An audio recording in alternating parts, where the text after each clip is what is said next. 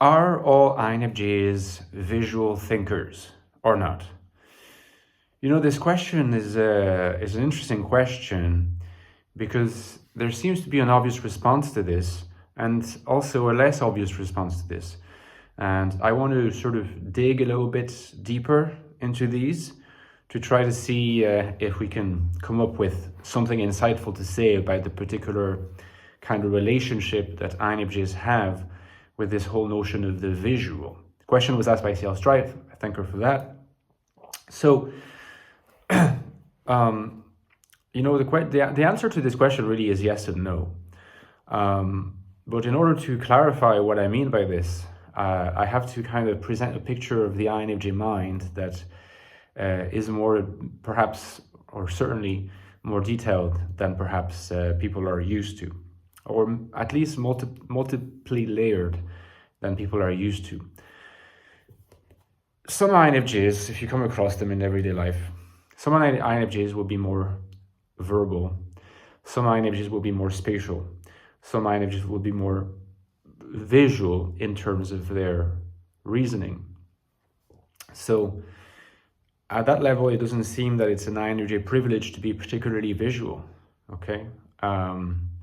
There are INFJs that are better than others at articulating, at verbalizing their thoughts.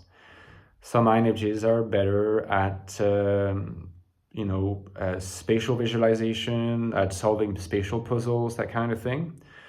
And again, there's INFJs that have like the ability to really kind of commit to language, really rich imaginary landscapes that are usually deformations of the real world, okay? So it'd be a landscape with like very, very, very, very tall mountains and all sorts of like weird things going on, but essentially modifications of the real world, not the properties of another world. So you can see that in INFJs, and different types of INFJs will have different types of talent. But I want to call this kind of system one in the INFJ's mind makeup. And I'm asking you to imagine that we have system one and we have system two. System one is basically the cognitive apparatus that has to do with reasoning. So some INFJs reason more with words, some INFJs reason more with pictures, some INFJs reason more with spatial types of reasoning. But this is pretty much the domain of the conscious and the subconscious, or the preconscious. When we're dealing with the domain of the unconscious, we're dealing with system two.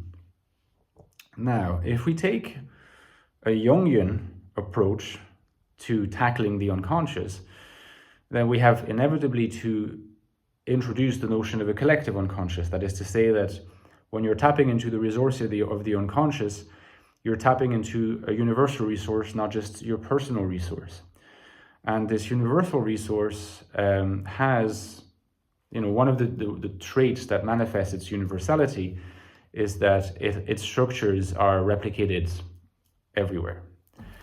Those structures are archetypally defined and usually manifest in symbols, right? Now, these symbols are particular kinds of symbols, like they have to do with myth, they have to do with aggregations of life experiences across millennia into particular forms that are the symbols. And usually they have, again, something to do with myth, something to do with human experience at a very profound level.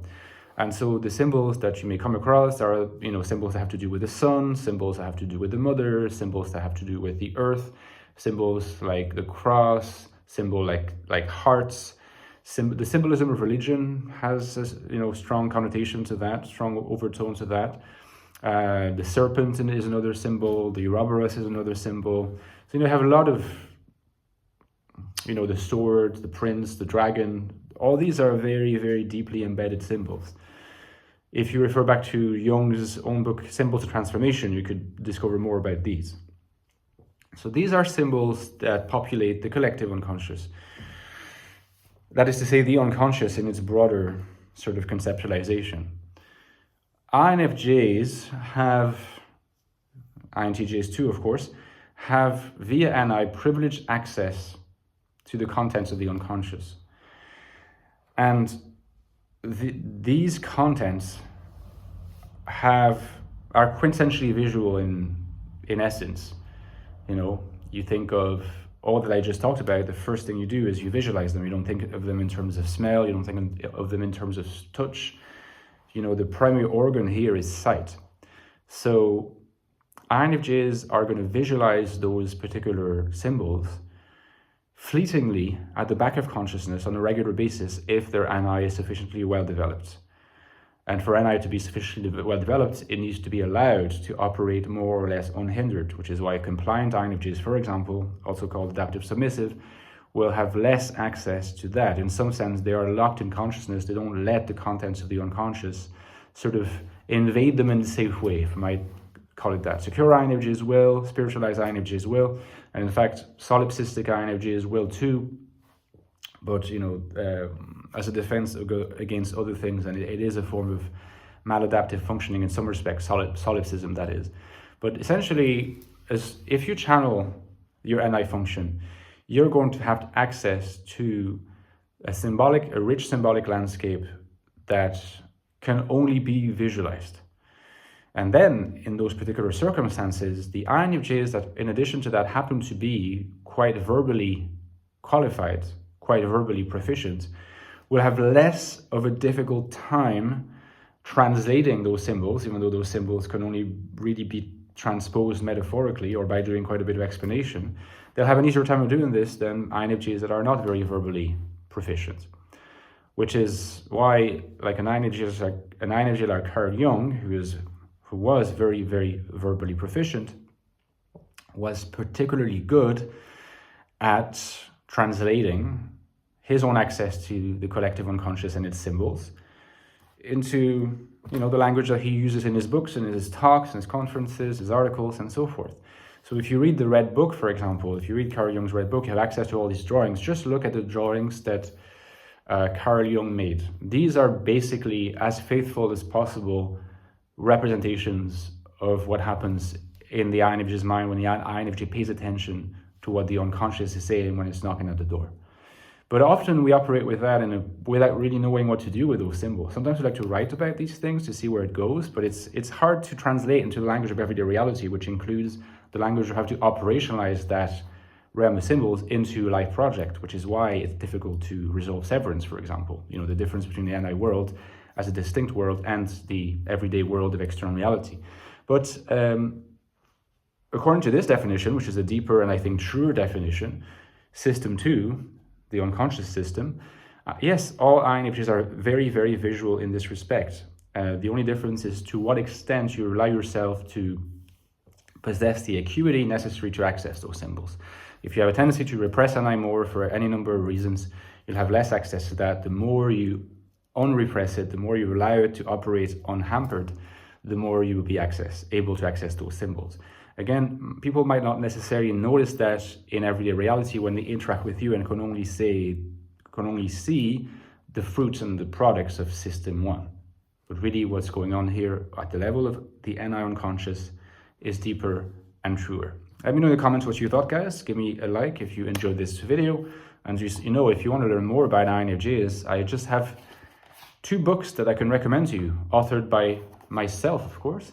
The Infinite Soul, INFJ Life in the Modern World. How can INFJs find happiness, purpose, meaning, and value in the world today while not sacrificing their authenticity, which is often the fear they have, and for good reason. This book explores all these questions. You can find the link below. Check it out. It's prequel. They look quite similar. You can see that. The Ecstatic Soul, a new look at the INFJ personality, is a deep look at the INFJ mind, INFJ consciousness, how these work, what it's like to be an INFJ, what it feels like to be an INFJ. If you want to know more about this is the deepest investigation you'll find. Okay, the links are below. Check out the reviews. They might make you want to read the book even more. And as usual, the lifeblood of my channel is my Patreon page. This channel heavily relies on your kind donation, so consider supporting me at the link below. My Patreon link is listed below. You can interact with me on Patreon, interact with the community that's growing there, access to bonus content every 2 weeks or so, including some in-depth discussions of videos from my mainstream YouTube and my books. So consider it, please, and I'll talk to you next time, guys. Bye-bye.